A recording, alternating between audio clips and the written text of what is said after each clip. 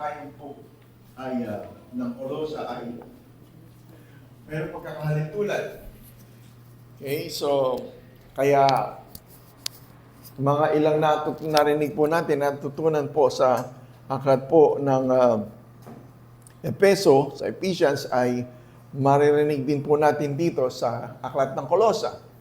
So sa ating pag-aaral, nakita po natin sa Book of Ephesians, we are studying the believers as the body of Christ. Okay? Pagdating po sa Kolosa, ano po na ating pong mapag-aaralan? Si Kristo sa katawan, ang katawan. Ano yun? Si Kristo ang katawan. Hindi. Christ is the head. Christ is the head of the body. Tama po ba? Christ is the body. Okay? Sa Book of Colossians, si Kristo sa katawan. Ng katawan ni Kristo. Sa Efeso, katawan ni Kristo. Dito po sa Efeso, si Kristo sa katawan. Okay, so doon pong natutunan natin, anong nangyari po sa Efeso ay ano po yung ginagawa ng katawan ni Kristo. Tayo po, sa body of Christ, doon po nakapokus sa pakikipag-isa at meron pong bahagi ang katawan. So we belong to the body of Christ. So yun po yung natutunan po natin, yung submission, sa unang-una sa ating Panginoon, and then sa submission sa bawat isa. Bilang mga empleyado, bilang mga employer, bilang asawang lalaki, sa asawang babae, mga anak, and so on and so forth. So relationship. Amen. Sa body of Christ. Ngayon po, ang focus po natin dito po sa aklat ng Kolosa ay yung po mismo pinakaulo. Si Jesus Christ. The supremacy ng ating Panginoong Jesucristo. Kaya itutuloy po natin sa Colossians chapter 2 ang patungkol po sa pundasyon ng lahat ng ito. Si Jesucristo ang pundasyon ng ating pong pananampalataya. So yun po yung tatakbuhin po ng ating pong pag-aaral dito po sa aklat ng Kolosa. So bigyan lang natin ng konting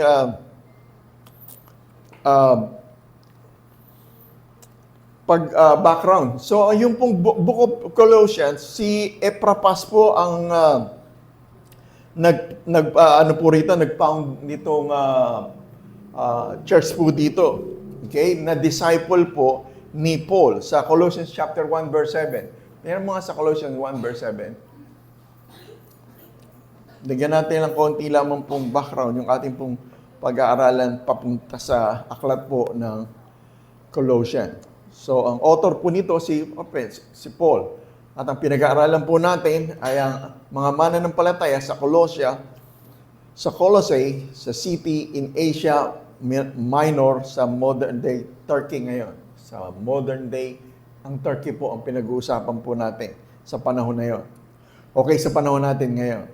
At ang focus po nito ay mga mananampalataya, believer na po, na nandoon po sa Colossae. Okay? So dahil po nagkaroon na ng paniniwala ang mga hintil po sa tinapos ng Panginoong Jesucristo, hindi po huminto ang tinatawag po na mga pagdadala ng mga kung ano-ano pong katuruan. So yun po yung binigay na pagpapaalala dito po sa Colossians chapter 2, beginning 1 to 7. So basahin po natin. Kaya ang pinag-aaralan po natin si Kristo, ang pundasyon ng ating pananampalataya. Okay, so may na po ba yun? So meron tayong Tagalog. Lagay mo sa Tagalog yung sinend ko sa'yo. Jade. So nice kung malaman nyo na kung gaano kalaki ang paghihirap. So ito po yung kanina binasa ko kanina. Learn it from Epaphras, sa 1:7 na binanggit ko kanina. Siya po ay disciple ni Paul. Okay? Kaya tinutuloy lamang po ang patuloy na pagpapaalala ni Apostol Pablo sa kanyang mga na-disciple. Si Epaphras, dito po sa Colosa. So, nais kong malaman nyo kung gaano kalaki ang paghihirap ko para sa inyo. Oh my God. Si Paul, napakalaki ng paghihirap. So pinaalala niya sa mga mananampalataya ron. Ganon din sa mga nasa Laodicea at sa lahat na hindi pa nakakakilala sa akin ng personal. So ito po yung damdamin ni Apostol Pablo na sinasabi niya doon po sa mga mananampalataya. Verse 2, ginagawa ko ito para palakasin ang loob ninyong lahat at pag-isahin kayo sa pag-ibig. Para ano daw po? Para palakasin ang loob. Kasi hindi po lahat ng naging mananampalataya ng Panginoong Jesucristo na mga hintil doon ay nagkakaroon ng tinatawag na matibay na paninindigan. So naghahalo-halo kasi may pumapasok po na katuruan. Pupuntahan po natin mamaya yan. Nasa ganoon, sabi niya para palakasin ang loob ninyong lahat at pag-isahin kayo sa pag-ibig. Kasi kung hindi ang pag-ibig ang pinakasentro, hindi magkakaroon ng pagkakaisa. Kaya doon po dinadala ni Apostol Pablo ang bawat isa na palakasin ng loob nila, huwag silang mapanghinaan, kasi pag napanghinaan yan, hindi magpapatuloy. Just like nangyayari rin po sa bawat isa po sa mga panambahan. Kung hindi magkakaroon ng tinatawag na lakas ng loob, uuwian na lang. Ang hirap palang maging maborn again eh. So sa ating pong pagbabasa, lagi pong ganoon po ang ating pong laging katanungan sa ating pong puso. Okay? Ano po ang nais mong makita ko?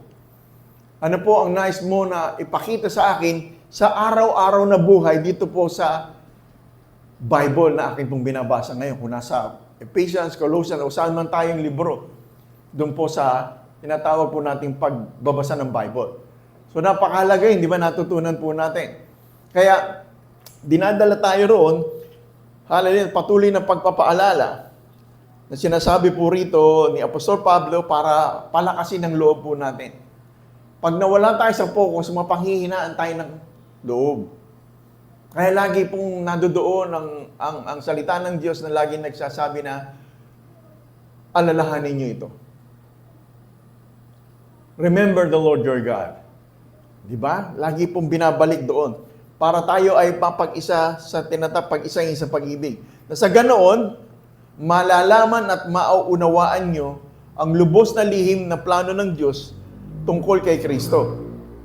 So kaya nais niya na meron po tayong pagkakaisa, malakas ang ating loob.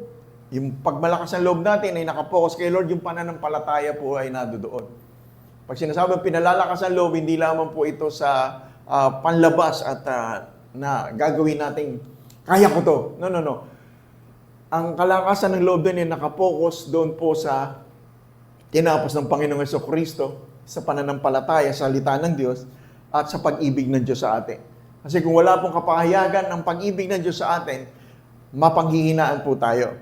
Okay, so ginagawa ko ito para palakasin ang inyong loob at pag-isahin sa pag-ibig, para malaman, at sa ganoon ay malalaman at mauunawaan nyo. So yun po yung layunin doon. Malalaman at mauunawaan. Hindi lamang po naalaman, pero hindi naunawaan. Kailangan malaman po natin at maunawaan. So every time na tayo nagbabasa ng salita ng Diyos, nalalaman natin, ay yung pala yun. Pero hindi sa pagkakataon agad na alam natin o nauunawaan. Minsan sa marami pa nating panahon na pag-attend sa church, sa ganitong gawain, ay yung pala yun. Narinig ko na yan noon eh. Nalaman ko na yan noon, pero yung pala yun. Kaya hindi tayo hihinto. Hindi tayo nagko-quit agad. Nagpapatuloy po tayo. Lagi sinasabi natin yan sa John 8:31 and 32. Di po ba? Lagi. If you continue in my word, then you are indeed my student, my disciple. Amen? Then you will know. So knowledge, know the truth, yung katotohanan, and the truth that you know will set us free. So doon po papasok yung sinasabi po riyan na tayo po ay meron pong malakas na pananampalataya na loob, malakas po ang loob natin na nakatuon sa pag-ibig ng Diyos. Doon natin malalaman at maunawaan ng lubos ang lihim. Kasi imagine yung secret, ngayon nalalaman na natin. Abay, sikreto, hindi maintindihan sa labas ito. Pagod na tayo maghapon, tapos mag-church ka pa. Sa iba, hindi ko kayo maintindihan. Kulang na nga ang mga bagay na nakikita nila sa atin. Pero, bakit may panahon pa tayo sa ganitong pagsasama-sama? So sa kanila, ito po ay lihim. Pero sa atin ito ay malalaman at naunawaan nating lubos ang lihim na plano ng Diyos tungkol kay Kristo. Kasi pag naunawaan po natin ang lihim na plano ng Diyos patungkol sa kanyang anak, sa ating Panginoong Jesucristo, ito, sa verse 3, ang pagmumulan ng lahat ng karunungan at kaalaman. That's the bottom line. So dito manggagaling po ang lahat. Kaya nga ito po yung sinasabi po nating pundasyon ng lahat. Si Kristo ang pagmumula ng lahat ng karunungan at kaalaman. Sino si Kristo? The Word. So, lagi natin pinag-ano po yung dalawang po yan. Dalawa na yan. Okay? Ang Panginoon, ang Diyos, salita ng Diyos, lagi pong iisa ang katutunguhan niya. Kaya, kung meron tayong kaunawaan at nalaman po natin, naunawaan po natin si Kristo, ang lihim ng Diyos, lihim na plano ng Diyos patungkol sa salita ng Diyos, patungkol kay Kristo, doon ang pagmumula ng lahat ng karunungan at kaalaman. Karunungan, so hindi lahat ng karunungan sa Diyos. May karunungan din sa mundo. May sistema ng mundo. Kagaya ngayon, nowadays, ang mga churches po, hallelujah, ay halos ang lahat ng pagpapatakbo ng mga gawain, ayon po ito sa pag-aaral ng Philippine Evangelical Churches of the Philippines, ay nagiging setup ng mga churches ay corporate ang dating. Kung paano pinatatakbo ng mga kumpanya ang kanilang mga business, ay ganun din ang pagpapatakbo doon po sa panambahan. Corporate ang dating. Yung pastor, hindi na tinatawag na pastor, kundi CEO. The president of the company. Parang gano'n, presidente. So, yun po yung mga pagpapatakbo ng mga churches sa ngayon. Kaya yun po yung sinasabi ng salita ng Diyos na ang kaunawaan at kaalaman patungkol po sa lihim ng Diyos tungkol kay Kristo, salita ng Diyos, ang pagmumula ng lahat ng karunungan at kaalaman. Kaya tayo narito para po doon sa mga bagay na ito, kung ano ang nais ng Diyos. Hindi kung ano ang nais po natin lamang. There is a way seems right to a man, but in the end, it is destruction. Amen? So, yun po yung sinasabi po natin na kaya kailangan natin ng karunungan at kaalaman. Dalawa po yun. Karunungan at kaalaman. So, wisdom and knowledge. So, sino po ang wisdom ng Lord? Si Jesus. Siya ang wisdom. Hallelujah. Verse 4, sinasabi ko ito sa inyo ang mga bagay na ito. Sinasabi ko sa inyo ang mga bagay na ito. Itong nag-aaralan natin. Narinig nyo ngayon. Sinasabi ko sa inyo ang mga bagay na ito. Anong ito? Anong ito ron? Sinasabi ko ang mga bagay na ito. Sige po, tulungan nyo ako kasi sinasabi ko sa inyo ang mga bagay na ito. Ano yung mga bagay na yon? Salita ng Diyos. Sinasabi ko sa inyo ang mga bagay na ito. Ano po yun? Yung lihim na plano ng Diyos tungkol kay Kristo. Yung ating binasa ron, na pinagmumulan ng lahat ng kaalaman at karunungan. So, nasusundan po ba natin? So, kaya, ang sabi niya ron, sinasabi ko sa inyo ang mga bagay nito para hindi kayo malinlang. So, yun yung purpose kung bakit kailangan patuloy at patuloy nating marinig ang salita ng Diyos. Lalo-lalo na sa tinapos ng Panginoong Jesucristo, ang kanyang mayamang biyaya, dahil sa panahon na ito at sa ating sa panahon ng Panginoong Jesucristo at panahon ni Apostol Pablo at sa ating kapanahonan niya, meron pa rin pong mapanlinlang. Mapanlinlang. Para hindi tayo malinlang ninuman. So, ang ninuman na yan, pwedeng kahit sino, pwedeng gamitan ng kaaway.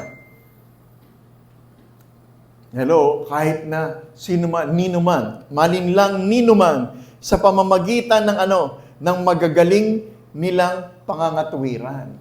Yun. So, meron po tao na nakatalagang very convincing pag nagsalita. Hello? Anong mga panahon na yun, nung kami po ay nagsisimula sa ministeryo, ay meron kaming nakausap na nag-iinganyo sa amin para masuportahan ang gawain ng Panginoon. So, sino bang ayaw nun? Sa mga panahon na yun, talagang sino bang ayaw ng meron sariling lote at building and church? Sino ba ang ayaw ng bawat isang miyembro ay meron pong pananalapi na tinatanggap at masuportahan ang gawain ng Panginoon? Amen? At so yun po yung mga nangyari noon. Masyado akong excited noon. Kinokorek ako ng mga nauna sa akin noon. Medyo dahan-dahan ka, Pastor Well, kasi pinagdaan namin yan. Pero hindi ko pinakinggan yung masyado akong gusto sa matutulungan nito ang gawain ng Panginoon. And so on and so forth. Ngunit, ang katotohanan ay yun po ang naging dahilan pa upang hindi namin magawa ang pinagagawa ng Lord. There are times na kung saan hindi na po scripture ang aking sinasabi, kundi patungkol sa business. Kikita tayo rito. Kikita tayo rito. So, hindi na yung kailangan nyo si Kristo. Hello? Nung pa yun, nung natandaan niyan, sila Sister Flor, di ba, nung nasa Agson tayo, may business sa baba, may business tayo. Tapos tayo po ay well-off sa panahon na yun. Ang ating church noon, parang nung pumasok nga ron, kala nila bangko. Puro salamin ng, di ba, ang ating pagpasok mo, nakasaka ng bango, nakasaka ng lamig. At yun po yung kalagayan namin, very well off tayo ron. But again, paalalahanan tayo ng tinatawag na karunungan at kaalaman ng salita ng Diyos na hindi po tayo malinlang.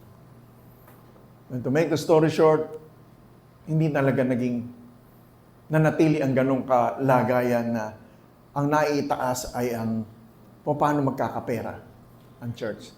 Hindi nilikha ng Lord ang church para maging mas maraming pera. Hindi naman business ang church eh. Naroon, meron dadating, mapagpapala mga tao, nagagawa ang mga bagay nito, nasusuporta ng gawain ng Panginoon. Kalooban ng Diyos yun, ang bawat isa ay sumagana. At hindi tayo malinlang na mauna ang pera, mauna ang bagay para tayo merong gawain sa ministeryo. Totoo pa rin ang Bible na saan, ang sabi ron, matakbuhan tayong pagkakatiwalaan sa maliit na bagay. At doon magkakaroon ng pagkalago. Kasi faithful tayo sa maliliit na bagay na pinagkakatiwala sa atin ng Panginoon. Amen? Doon tayo magsisimula. Kasi meron tayong dadaanan ako saan tayo'y malilinlang. Amen? Magaling nilang, sa magagaling nilang pangangatwiran. Nakumbinsi kami. Para sa church to, magkakaroon kayo ng ganito, magkakaroon kayo ng meaning, kayo, sino ba ayaw nun? At marami po mga churches sa aming kapanahonan na umuwi na kay Lord na hindi po nangyari ang mga bagay niyo na pangako ng tao. Amen? Kaya doon tayo sa tinatawag na pagmumula ng karunungan ng pundasyon ng lahat.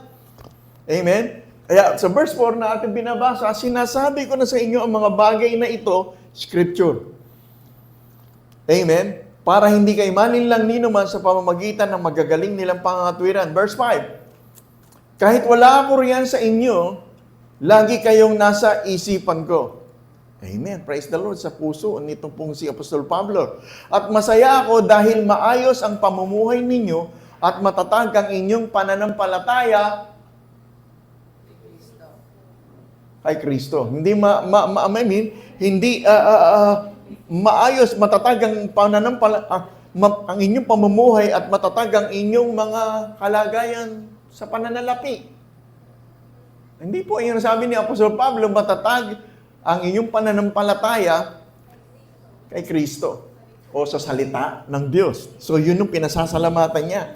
Verse 6. Dahil tinanggap nyo na si Kristo, si Kristo Jesus bilang Panginoon, kayo sa Panginoon, mamuhay kayong karapat-dapat sa Kanya. So, yun po yung pagpapaalala ni Apostol Pablo dahil born again na tayo eh. Ang buhay na natin ngayon ay si Kristo. Magpatuloy tayo. Verse 7, patuloy kayong, what? Verse 7, lumago. So, hindi kalooban ng Diyos na para tayong roller coaster. Papanik, biglang bibirit ng baba, bibirit ng taas. Oh, praise the Lord! Wala na naman. Wala na naman. Ayan na naman. Hindi po yun ang nais ng Diyos para sa atin. Okay? Gusto niya tayo lumago at tumibay. Meron lumalago pero hindi tumitibay. Nais niya dalawa, lumago tayo at tumibay sa sino sa Kanya? Sa Word na naman. So nakikita niyo po yung pag-aaral po natin sa salita. Lagi tayong, hindi pwede tayong ihiwalay sa salita ng Diyos. Sapagkat ang Panginoong Jesucristo na pinanggagalingan ng katalinuhan at kaunawaan, yung salita ng Diyos. Okay? Patuloy kayong lumago at tumibay sa salita ng Diyos. Magpakatatag kayo. Sabi mo sa katabi mo, magpakatatag ka. Saan? Sa pananampalatayang ano? Paano tayo nagkaroon ng pananampalataya kung hindi tayo nakikinig sa itinuturo? So kaya nga itinuturo po ito, ang salita ng Diyos, para tayo ay maging matatag at magkaroon ng kaunawaan sa lihim ng Diyos kay Kristo Jesus na siyang pundasyon ng lahat ng karunungan at kaalaman. O, di ba? Praise the Lord. Sa mga sitwasyong ating pagdaraanan, ikaw ba'y nag-aaral, ikaw man ay nanay, ikaw man ay tatay, ikaw ay may kabarkada, o sino ang katropa mo, at kung anong wisdom ang nais mong matutunan sa buhay na ito. Manggagaling lahat yun, dahil nakipag-isa na tayo kay Kristo Jesus, meron tayong kaunawaan at meron tayong karunungan. Amen? Hallelujah! Kaya, nais po ni Apostol Pablo ay patuloy kayong lumago. Nakakita na ba kayo ng puno na inihiwalay sa lupa sa pagkakatanim, hindi na nag-ugat? Kaya sa English po dyan, be rooted and build up in Christ Jesus. Sa isang translation po, nagalig lang po natin, kaya magpatuloy kayo na lumago at tumibay. Hindi pwedeng lumago at tumibay kung tayo po ay hiwalay sa Kanya. Sa Kanya, lalo sa salita. Huhugutin tayo sa salita, hihugutin tayo sa fellowship, sa koinonia, hihugutin tayo, aalisin tayo sa tinatawag na pananampalataya sa Kanya. Amen? At fellowship with one another, fellowship with the Father, fellowship with the Son, and fellowship with one another, hindi magkakaroon ng paglago. Amen? Hindi magkakaroon ng pagpapatuloy. Kaya nga po yung ini-encourage namin na kung saan yung mga nandoon lamang po sa bahay, lumabas po kayo. Umikot din po kayo. Hindi mo sinabing tinawag din na wala akong pang bakasyon. Lumabas kayo ng bahay, hindi pwedeng lagi kayo nasa loob ng bahay. Punta kayo sa mall, punta kayo kung saan. Ayayin magpunta. Basta huwag lang kayo mananatili doon sa loob. Doon po ang tinatawag po na term doon nakakabagot. Kaya doon nagsisimula ang iringan. Marami kang makikita, marami kang mapupuna, kasi nakapokus ka lang doon, lumabas ka.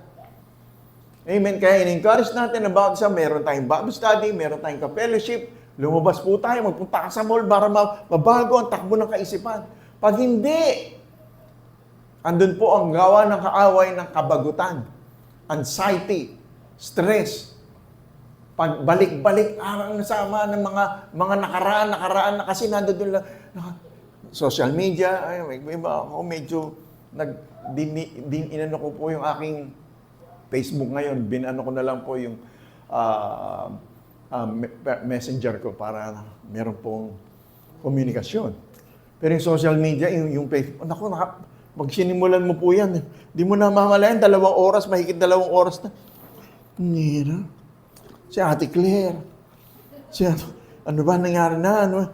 Wala namang, pare-pareho na araw-araw, hindi naman ang pag-uusapan. At hindi nakatulong sa tinatawag po na pananampalataya at pagbabago ng ating kaisipan. Amen. So, sabi ni Paul, di ba ba? Lahat ay pwede, pero hindi lahat ng pwede ay kapakinabangan. So kung hindi kapakinabangan, hindi tayo lumalago sa ating relasyon sa ating pamilya, relasyon sa Diyos, at sa ating kapwa, lalo ba tayong nai-inlove sa gawain ng Lord o napapalayo kay Lord?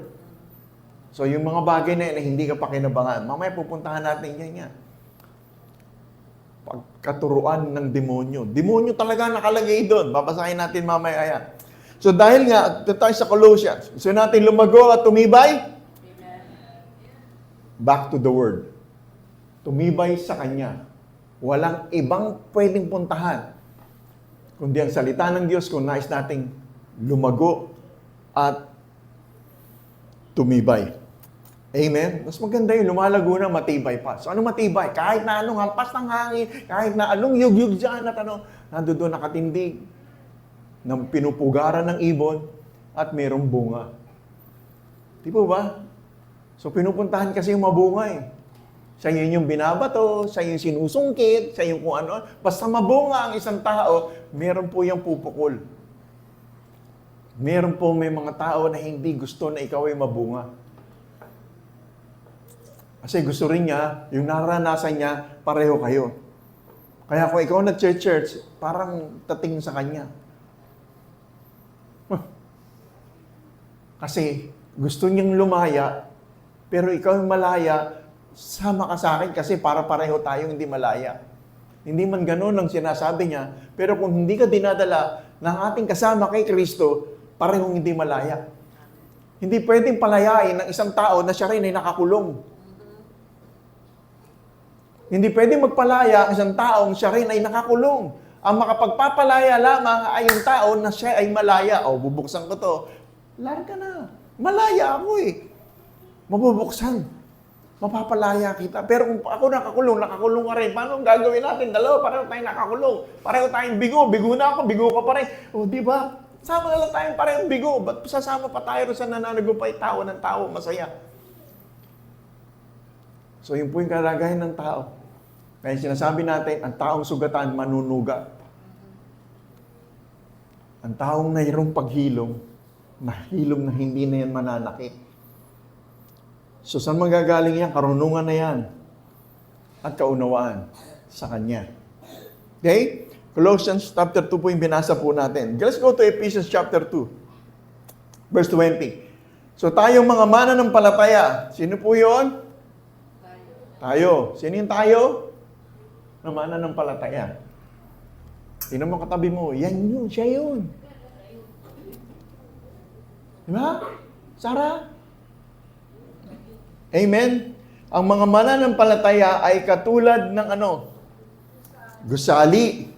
Na ang mga haligi ay ang mga apostol at propeta. So meron po paghahalin tulad po na sinasabi. Tayo mga believers, tayo mga mananampalataya ay tinulad sa isang gusali, sa isang building. Na merong haligi, siyempre kung walang haligi, walang building. Walang pagtutungtungan. Walang pundasyon. Okay? At ang sabi roon, ang mga haligi ay yung mga apostol at propeta. Ang mga apostol at propeta, ang mga lumalabas diyan ay salita ng Diyos. Kaya sila po ang nagiging haligi ng gusali. Sining gusali? Sabi tayo mga believers. Hinalintulad tayo sa gusali at ang mga haligi natin ay mga apostol. May mga apostol, mga nauna na yan nakakipag-ugnay kay Lord. Mga propeta na kinakasihan ng Espiritu ng Diyos. Okay? Kaya yan nagsasalita. Dahil walang Bible pa noon. Kaya direkta ang pangusap sa sabihin mo sa kanila, Moses, propeta ng Diyos. Kaya Ezekiel, sila mga propeta, Isaiah, inspired by the Holy Spirit of God, nagsasalita, mga salita ng Diyos. Hindi nila alam, hindi kilala ni Prophet Isaiah, si Jesus, na darating na Messiah natin. Pero sa Isaiah 53, ang description ng mangyayari, doon sa krus ng Kalbaryo, lumabas na sa bibig ni propeta Isaiah. For unto us a child is born, for unto us a son is given. Lahat yun ay lumabas sa kanya pong mga bibig. Propeta ng Diyos. Wala pong Bible. So yun ang pundasyon natin daw ng mga believer. Kaya kailangan natin ng salita ng Diyos. Amen? Hallelujah. Mga haligi po yan, apostol at propeta. Pero ang pundasyon ay si Kristo. Sino si Kristo? The Word. Finished work. Amen. Yung tinapos na sa krus ng Kalbaryo, yun ang pundasyon. So, maliwanag po ba yun? So, kung tayo po'y mananampalataya, ano ba yung pundasyon?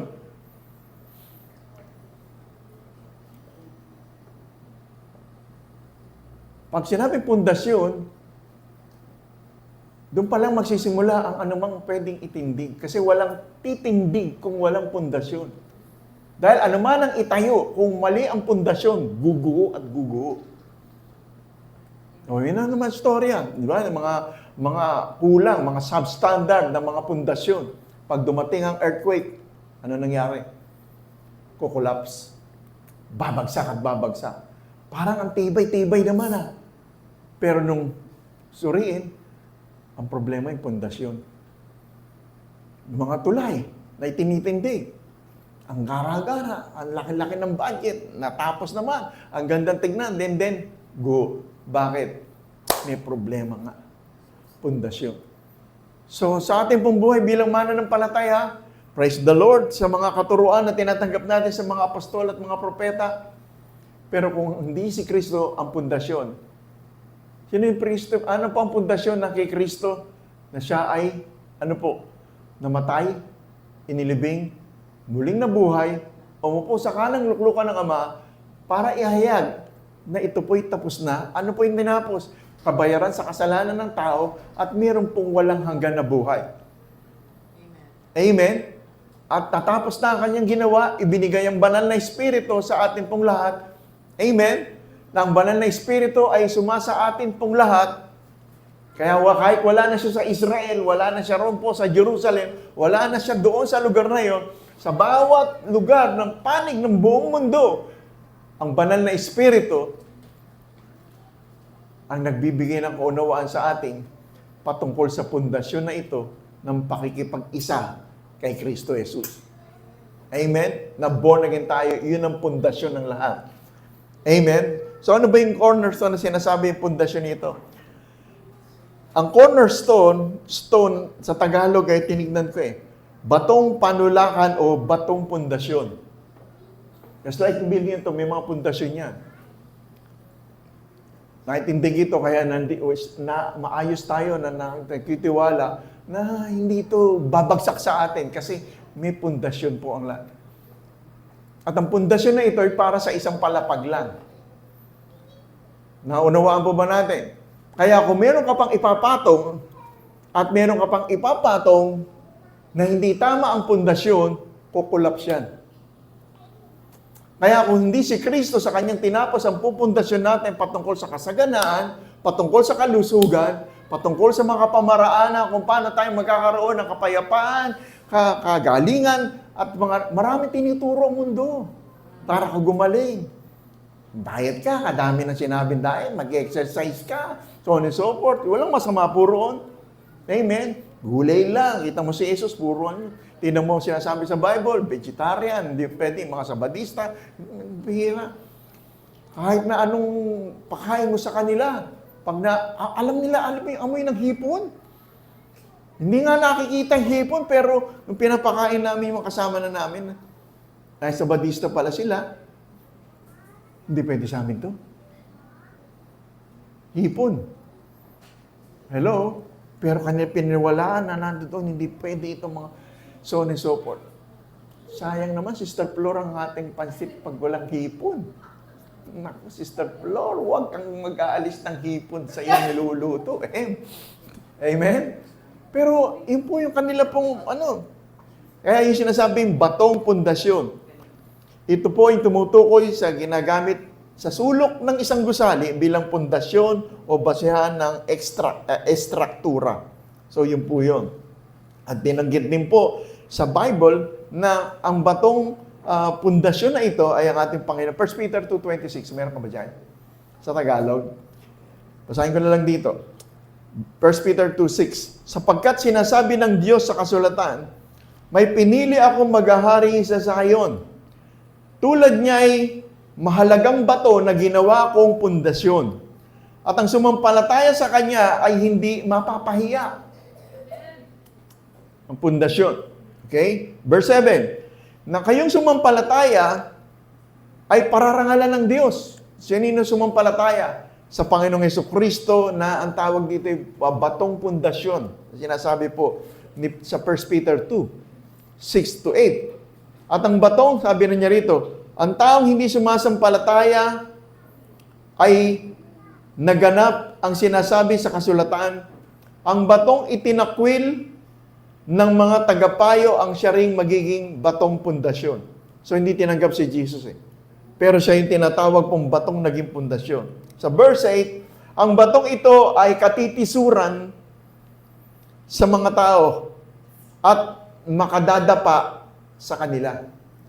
Imagine si Jesus Christ, katitisuran at So ito po sinasabi patungkol sa mga Hudyo. Hindi po sila makapaniwala na si Jesus ay anak ng Diyos. Kinatitisuran nila si Jesus. Amen? Natadapa sila roon. Ang sinasabi po rito sa 1 Peter, nakakapagpadapa sa kanila.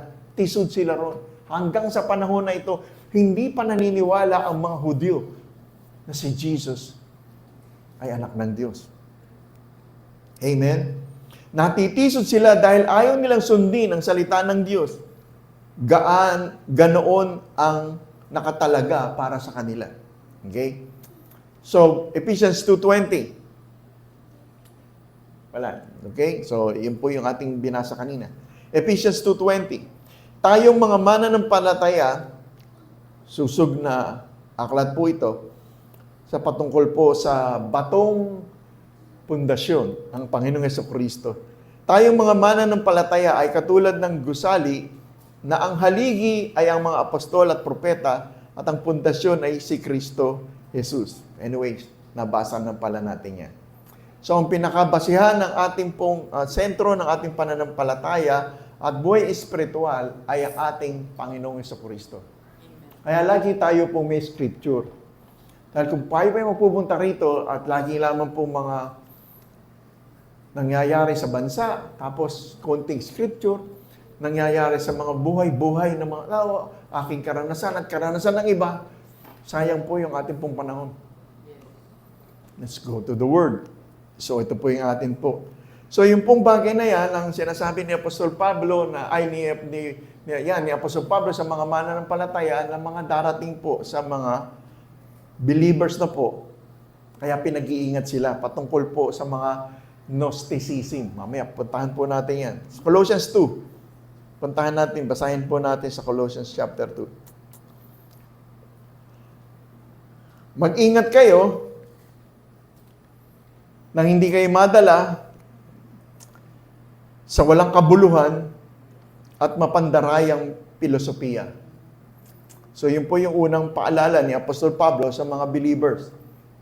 Meron po kasing mga walang kabuluhan at mapandarayang filosofiya. Okay? The philosophy of man. Na mga ginagawa nila ay mga pundasyon sa sistema ng mundo, filosofiya ng mga tao. Amen? Mga tradisyon lang ito at mga pamamaraan ng mundo at hindi mula kay Kristo. Tradisyon. Alam mo yung tradisyon? Diba? Hindi ba narinig yun yung mga tradisyon na mga bilin ng mga lola sa mga buntis. Diba? Sabi, huwag kayong hihigop ng sabaw sa sandok. Huwag kang titikim pag buntis, huwag kang titikim ng sabaw sa sandok. Kasi yung lalabas na anak mo, lalaki yung bibig niyan. Di ba? Mga ano yan Tapos dun sa mga namatayan, di ba? Huwag nyo nang ihatid. Kasi baka may sumunod na mamamatay. Saan galing yung mga yan? Di ba mga kaisipan, mga tradisyon po yan, mga filosofiya. Ang sabi ng Bible, walang kabuluhan. Sabihin mo natin, walang kabuluhan.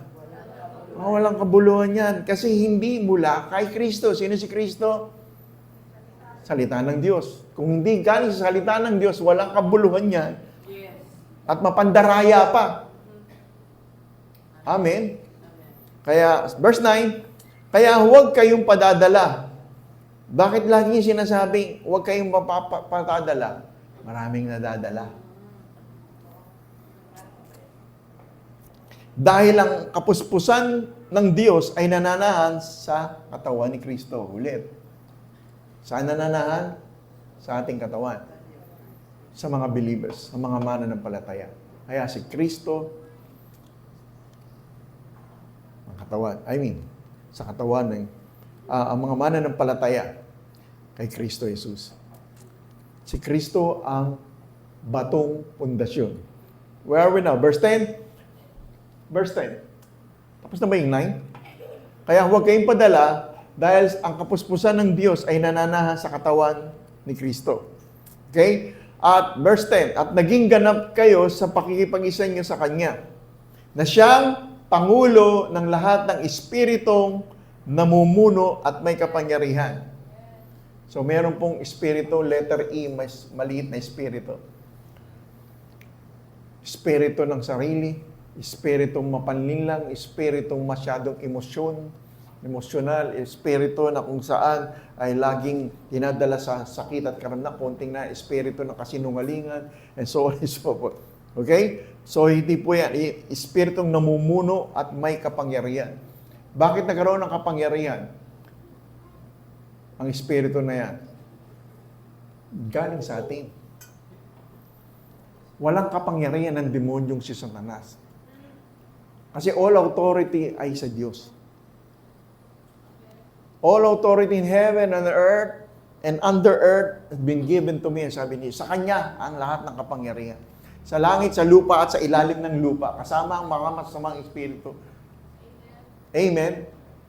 O paano nagkaroon ng kapangyarihan ng nasa ilalim o kasinungalingan ng kaaway? Lalabas sa ating bibig. Pag nagkaroon ng tinatawag na agreement sa kasinungalingan niya, oo nga no, nagkaroon ng authority. Hindi pwedeng magkaroon ng authority ang demonyo sa ating buhay kung hindi tayo magkakaroon ng pakikipag-isa at pagsang-ayon sa ating pong mga pananalita. Halimbawa, hirap na hirap tayo. Paano na pagtatagpo ang mga araw-araw na pangangailangan? O, kita mo na, ang hirap ng buhay, di ba? Oo nga, ang hirap ng buhay. May authority na ang kaaway. Napahirapan ang ating buhay. Nahihirapan ako ngayon. Talagang parang ito yung nangyayari kay tatay nun, kay lolo nun. Yung sakit namin ito, yung diabetes na to, yung diabetes ko na to, yung authority, ni-release natin. Saka, yan may diabetes ka.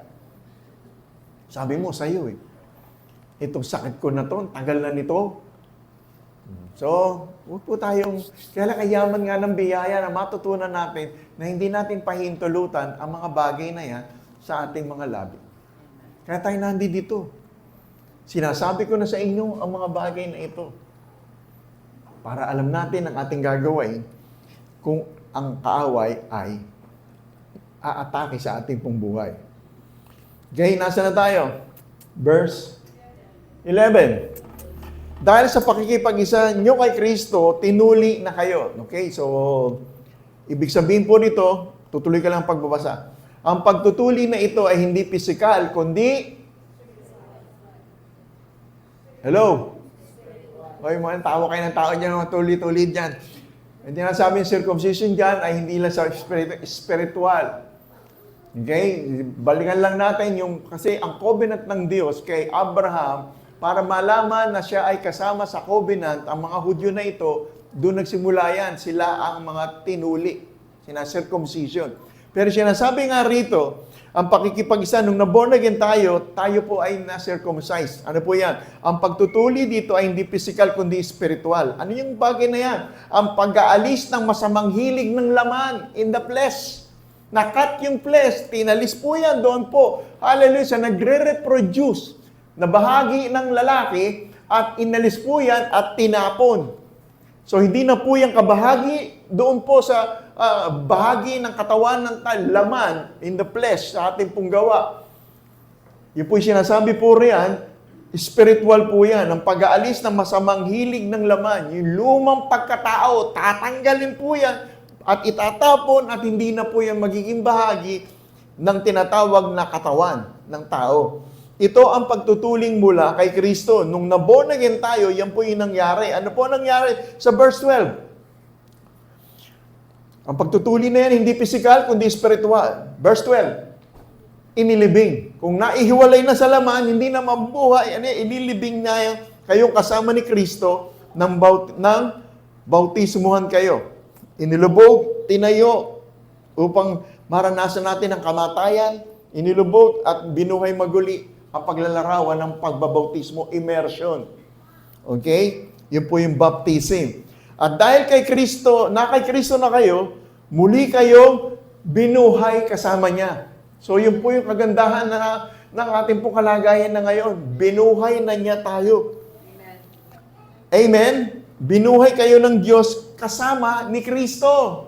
Amen. So hindi ka nabubuhay na lang sa buhay mo ngayon. Nabubuhay tayo kasama ni Kristo. Amen. Malinaw po ba yan? Amen. Yan yung born again experience. Yan yung circumcision. At dahil na kay Kristo na kayo, muli kayong binuhay na kasama niya dahil nananalig kayo sa kapangyarihan ng Diyos na bumuhay sa Kanya. Kung binuhay si Kristo, tayo rin ay binuhay.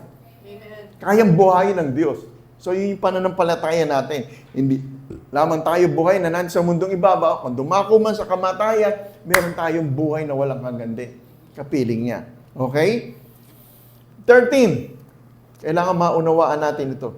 Noong una, tinuring kayong mga patay ng Diyos dahil sa kasalanan. So, ito yung lumang pagkatao. Si Ruel ito nung araw nung hindi pa born again. At ikaw din ito. Okay? Noong una, itinuring tayo rito, patay, mga patay ng Diyos dahil sa kasalanan natin. Pero ngayon, sabihin natin, pero ngayon,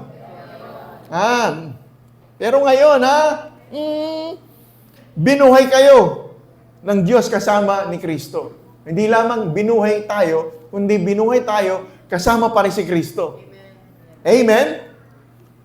Ito yung lihim kanina na plano ng Diyos na ngayon ay hantad po sa atin. Na tayo po ay hindi na makasalanan, tayo po ay hindi na patay, tayo po ay binuhay niya kasama ni Kristo. Pinatawad na niya ang lahat ng anong kasunod? No input. Ayan. Rain lock. Pinatawad niya na ang lahat. Sabihin po natin lahat. Wala na yung natira dyan na tinatrabaho pa natin. Baka hindi pinatawad nung kasi mayroon akong ganito. Sabihin po natin lahat. Pinatawad na lahat ang kasalanan natin. Verse 14. Kailangan maunawaan natin ito.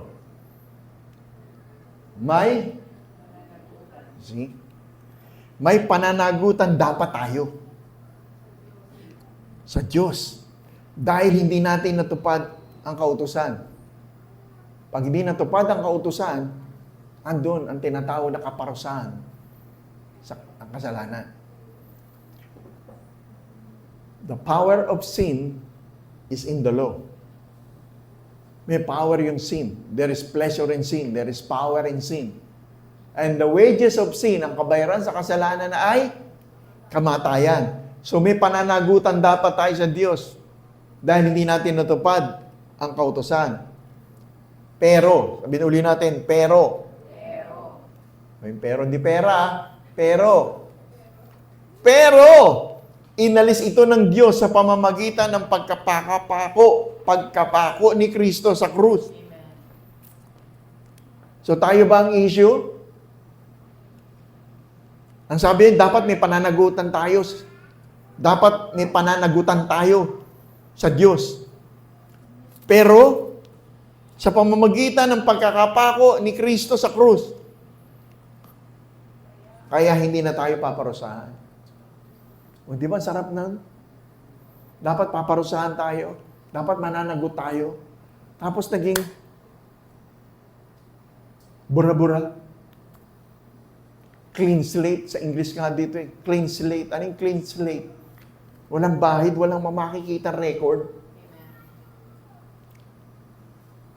Maiiyakan na lang doon. Dapat dapat ako magkaganito. Hindi. Pinatawad tayo. Ang buti-buti ng Diyos. Ang dahil nating sablay, pero dahil nga sa nangyari sa krus ng Kalbaryo.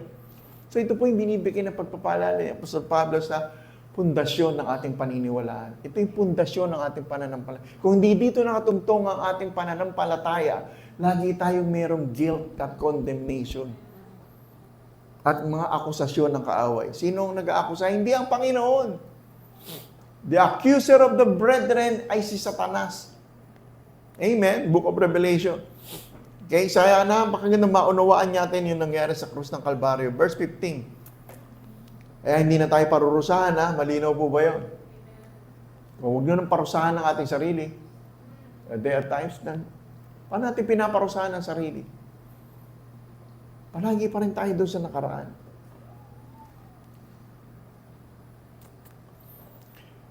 Hayaan natin na maghihilmi yan.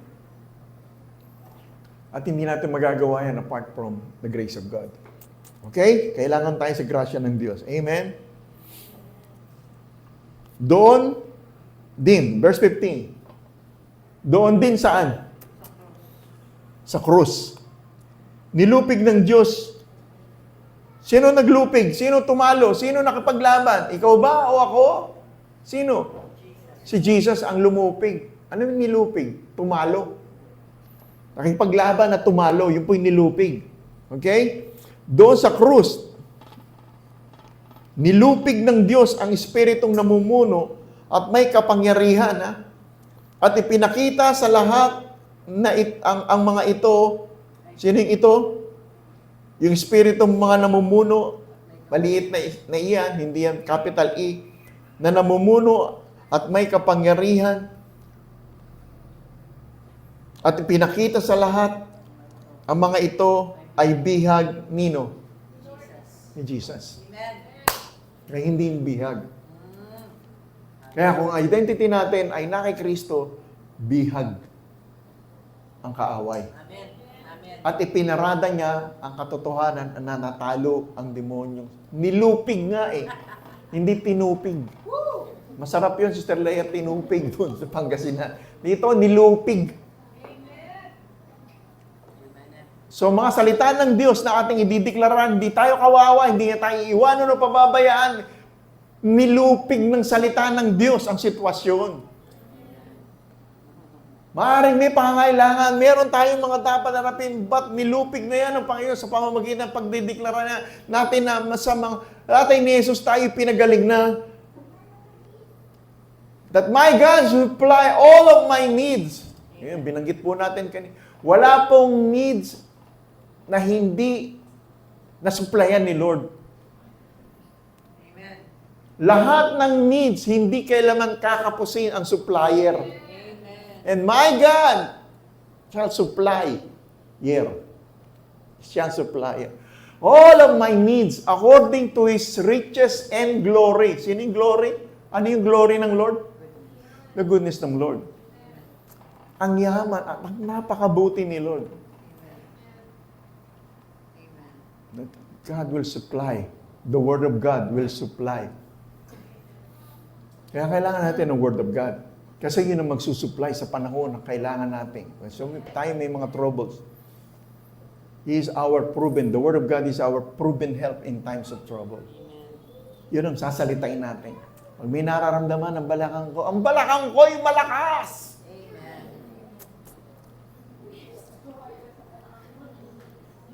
Araw-araw, malusog.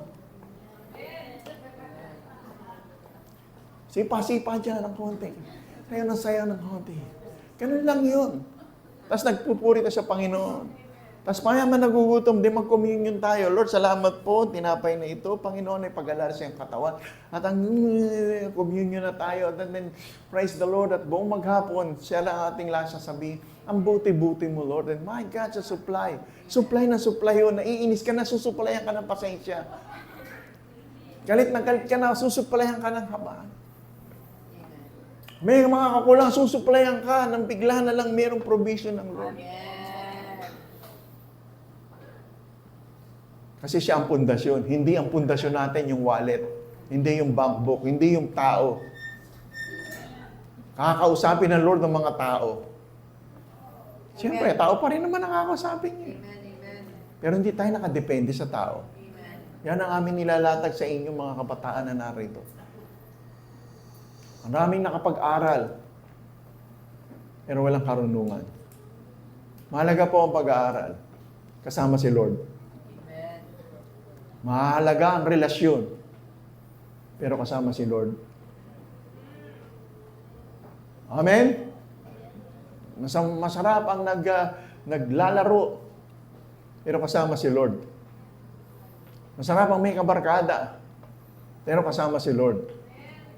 Apart from me, you can do nothing. Kaya mag-ingat kayo. Amen? Na huwag kayong madala ng walang kabuluhan at mapandarayang filosofiya ng mundo.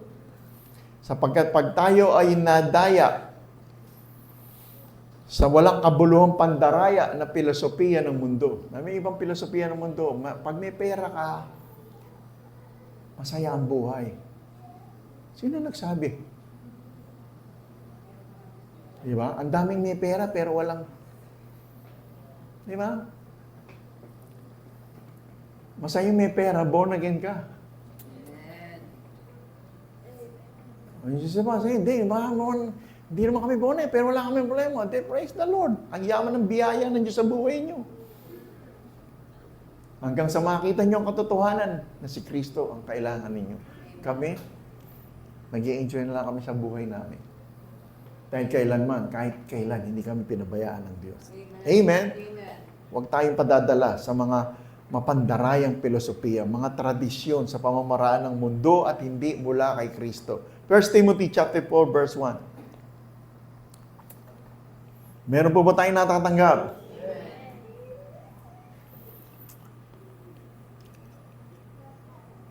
Tama ba?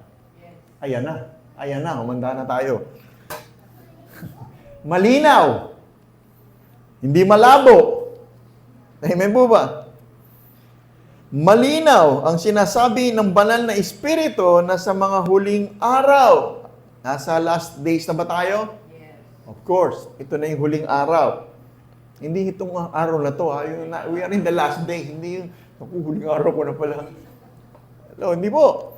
Malinaw na sinasabi ng banal na Espiritu na sa mga huling araw, tatalikod ang iba sa pananampalataya nila sa Diyos. So, pinapauna na ni Apostol Pablo kay Pastor Timothy. Okay? Si Timoteo po ang kausap nito, disciple ng ating Apostol Pablo. Okay? Ni St. Paul. Si Timothy na pinaalalahanan niya. Kung paano pinaalala rin doon sa mga believers sa Colossia na mag-ingat kayo. Huwag kayong padala sa walang kabuluhan at mapandarayang filosofiya. Mga tradisyon lang ito at pamamaraan ng mundo at hindi mula kay Kristo. Kaya pagdating sa Timothy 4 verse 1, malinaw ang sinasabi ng banal na Espiritu na sa mga huling araw, tatalikod ang iba. You see, nagsimula sa Espiritu, tinatapos sa laman, sabi ng Book of Galatians. Nagsimula tayo sa Espiritu, in love tayo kay Lord, then later on, naku, sana napunta yung pag-ibig na yan, ng hallelujah, praise the Lord na yan. Tatalikod ang iba. Gumala ko lang Diyos, may ganito nangyari sa buhay ko. Ba't gano'n ang nangyari sa amin? Yung pa nung pinagpe-pray ko, kasi walang nangyari. And so on and so forth, tatalikod ang iba. Kaya tayo narito para maging magpakatatag, magpalakas. Malinaw ang sinasabi ng Banal na Espiritu, sa huling araw tatalikod ang iba sa pananampalataya. Saan pupunta sila? Susunod sila, tama ba nandyan? Susunod sila sa mga mapanlinglang ng mga espiritu at itinuturo ng mga demonyo. So, yung nakalagay po yan, hindi ko sinabi yan. Kaya nga, dyan po nanonood sa live stream, hindi ko sinabi yung turo ng demonyo. Ayun po sa 1 Timothy 4:1. Ano yung turo ng demonyo? Gusto nyo malaman kung anong turo ng demonyo? Sa mga huling panahon na ito, ang mga tao ay magsisitalikod sa pananampalataya at makikinig sa mga espiritu ng kamalian at sa mga turo ng demonyo. Ang turo ng demonyo ay maaaring tumukoy sa mga maling doktrina. Ulit. Pagka mali ang doktrina, turo ng demonyo. Ano yung maling doktrina? Isang halimbawa, hindi na kailangan ng Bible. Hindi yan salita ng Diyos.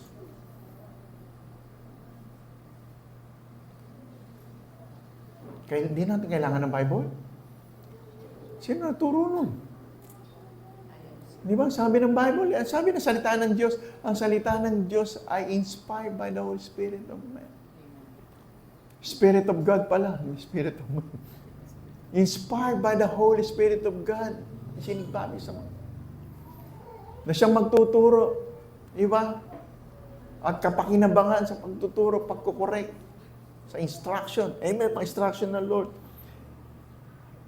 So, unang makikita ang katangian ng turo ng demonyo ay pagtatalikod sa pananampalataya. Pagtatwa sa mga pangunahing doktrina ng pananampalataya. Hindi mo na kailangan ng Bible. Hindi mo na kailangan mag-pray. Alam na nga lahat ni Lord eh. Hindi mo na kailangan ng faith. So, yun po yung mga doktrina na bantayan natin. Amen? Na si Jesus ay kapatid ni Satanas. Naniniwala ba kayo na si Jesus kapatid ni Satanas? Doktrina ng Mormons. Pero marami po na naniniwala sa maling katuruan na si Jesus at si Satanas magkapatid.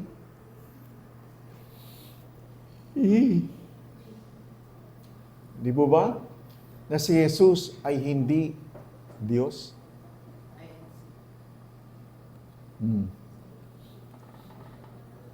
So, yan po yung sinasabing katuruan na hindi ayon sa salita ng Diyos at maling turo. Ano sabi po riyan? Mga turo ng mga demonyo. Medyo strong word, ano? Pangalawa, maling doktrina.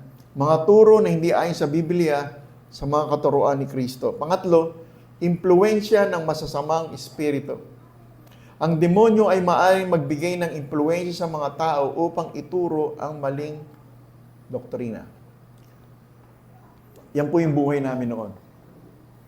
Ang nanay ko po ay espiritista.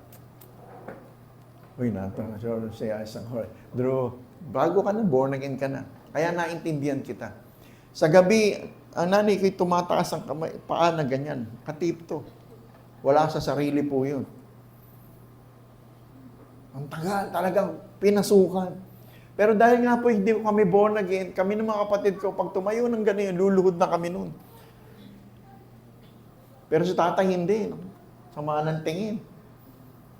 Tapos magpe-plan siya, nasa akin ang kataas-taas ang Ama. Kami naman, magsahan siya. Tapos, susulat yan.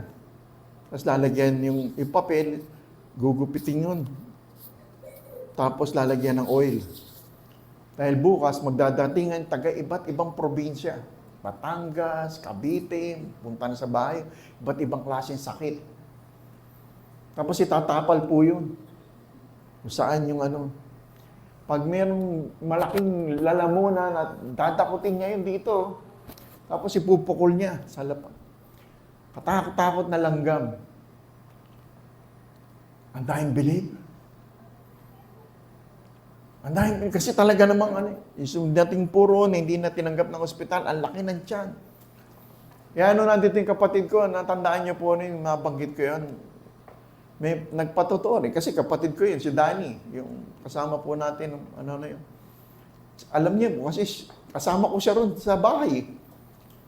Nilagyan ng nagselos yung babae na isa ay mambabarang, nilagyan ng palayok yung babaeng ikakasal kasi yung boyfriend niya dati hindi siya pinakasalan. Yung babae na yun, binarang. Ang laki ng tiyan, ang payat-payat na, hindi na tinatang. Pinagdudahan pa na buntis na bago yung lalaki. So on and so forth, hanggang sa dumating na po ron at ginamot. Hinuli yung mambabarang. Lumit ang tiyan. Nawala. Gumaling. Binasag yung banga. Banga. So lahat ng gumagaling, ninadala ng rebulto ni Mama Mary. Lagyan ng rebulto yan. Kung yan sa Batangas, dadalhin ko yan. Sasakay ko ng LRT. Dala-dala ko po yun. Tapos may nagpapahit sa akin sa LRT, binibigyan ako ng pera. May pera pa ako.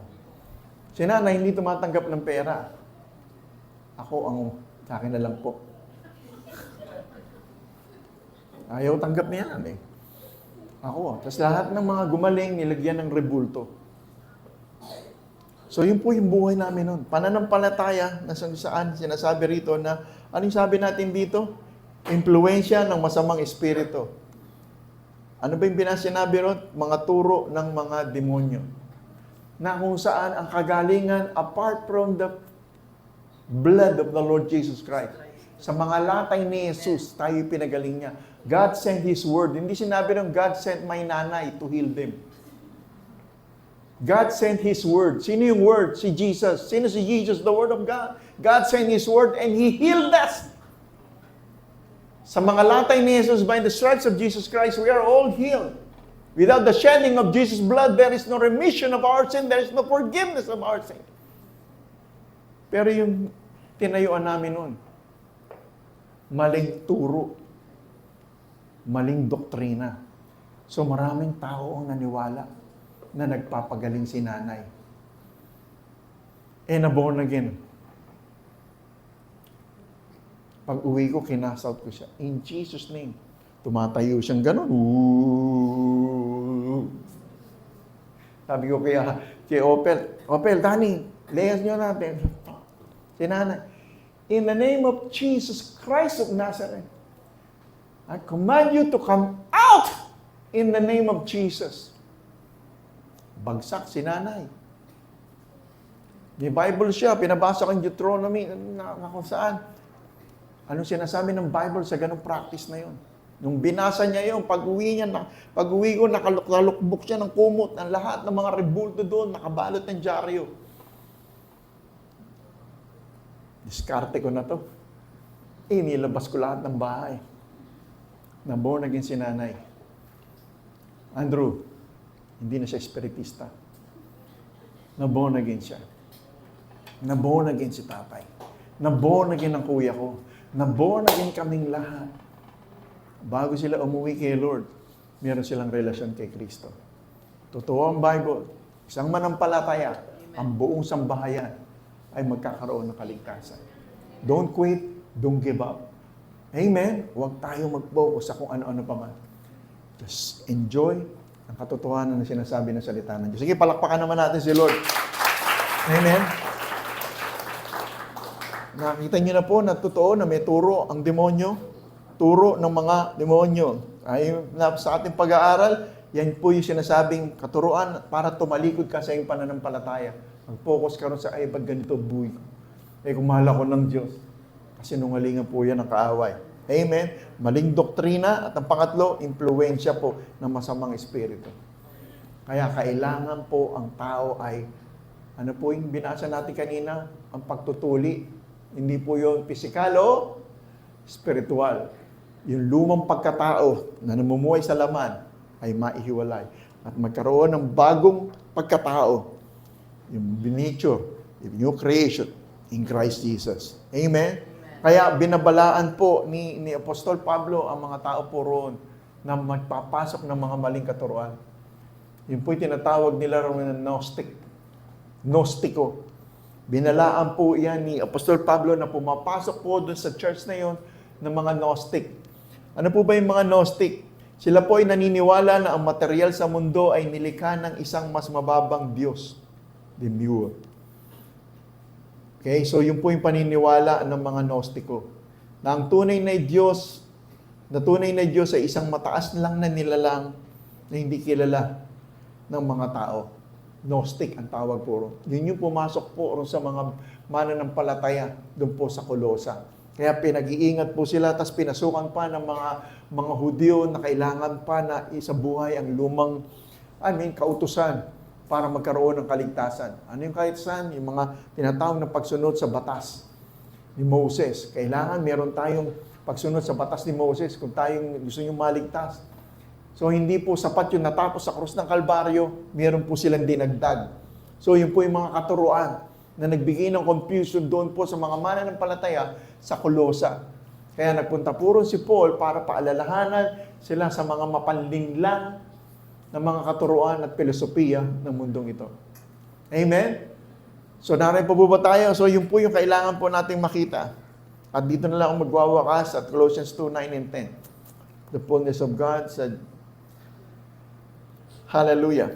Kaya huwag kayong padadala, Colossians 2. Kaya huwag kayong padadala, huwag kayong pakukumbins. Dahil dahil ang kapuspusan ng Diyos ay nananahan sa katawan nyo. Sa mga mananampalataya sa katawan ni Kristo. At naging ganap kayo sa pakikipag-isa nyo sa Kanya na siyang Pangulo ng lahat ng Espiritong namumuno at kapangyarihan. John 1:16. John 1:16 to 18. The fullness of God, Godhead in Christ, na sumasa ating lahat. Sa kasaganaan ng kanyang biyaya ay tumanggap tayong lahat tumanggap. Amen. Tinanggap ba natin? Amen. Good. Nang sunod-sunod na kamalasan? Hindi. Pagpapala. Kaya huwag niyong tatanggapin yung, hindi, malas eh. Asan yung sa Bible? Ang sabi ng Bible, sunod-sunod na pagpapala. Verse 17, ibinigay sa atin ng Diyos ang kautusan, 10 Commandments, sa pamamagitan ni Moises, ngunit ang biyaya at katotohanan, sabihin natin biyaya at katotohanan, ay napasa atin. So napasa atin na, sa pamamagitan ni Kristo Jesus. So nung nakipag-isa tayo sa Panginoong Jesucristo, meron tayong wisdom na maunawaan po natin yung ating pong binabasa sa salita ng Diyos. Verse 18, wala pang nakakakita sa Diyos Ama kahit kailan. Ngunit, ipinakilala niya sa atin ang kanyang bugtong na anak. Sino po yun? Sino po yung kanyang bugtong na anak? Kaisa-isang anak. Jesus. Na Diyos din nga at kapiling. Sino yung bugtong na anak? Diyos din nga. So, Diyos din ang kanyang anak na si Jesus. At kapiling ng Ama. So, walang makakita sa Ama. Kahit kailan. Pero kung nakita natin si Jesus, nakita natin ang Ama. Di ba? Sino si Jesus? The Word. Kung nakita nyo ang salita ng Diyos, nakita nyo ang Ama. That is the fullness of God. So, wala po siyang tinatago sa atin. Amen? Dahil kay Kristo Jesus. So let's enjoy ang relasyon na yan sa ating Panginoong Jesucristo. Napatawad na tayo, naranasan na po natin ang lahat ng kung anong mainam na plano ng Diyos para sa atin. Sapagkat si Jesus ang pundasyon, si Jesus ang sukdulan, the supremacy, at ang source ng ating spiritual life. Walang ibang source patungkol sa paglago at pagyabong ng ating spiritual na buhay maliban ang salita ng Diyos. Amen? Siya ang pinakarurok ng lahat. Wala nang iba. I am the way. I am the only way. I am the truth. And I am the life. No one cometh to the Father. Nabasa natin. Walang makakakita sa Ama. Pero nakita natin dahil kay Kristo Jesus. Di ba?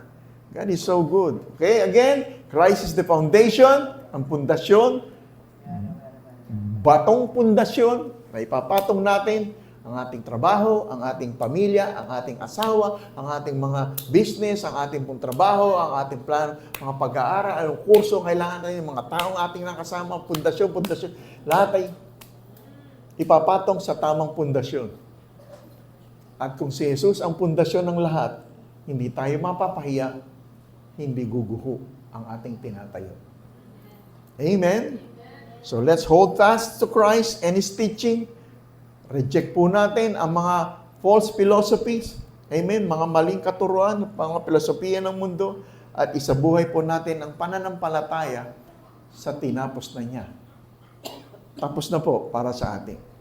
Who Christ is, ang kanyang ginawa para sa atin, at kung sino na tayo sa ating Panginoong Jesucristo.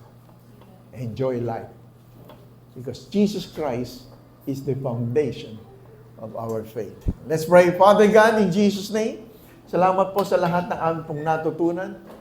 Salamat po na aming pong mabantayan ang aming pong mga puso sa mga katuruan.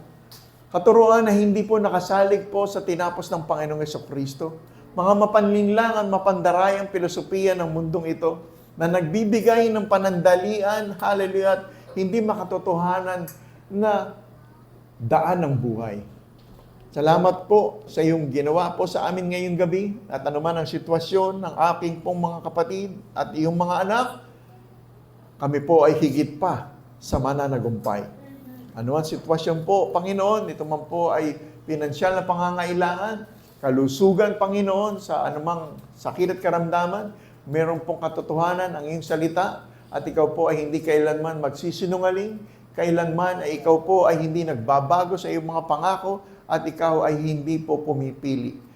Salamat, dakilang Diyos, sa pagmamahal mo sa amin pong lahat. Salamat po, ito po ang pundasyon ng lahat ng kung ano po ang aming gagawain sa kaunawaan ng pagmamahal mo sa amin. Kung paano mo minahal ang Panginoong Jesucristo, ganun pa rin po ang pagmamahal na binibigay mo sa bawat isa na iyong mga anak. Salamat po sa pagdinig mo sa aming mga panalangin. In Jesus' name we pray. Amen and amen. Palakpakan po natin ang ating Panginoon.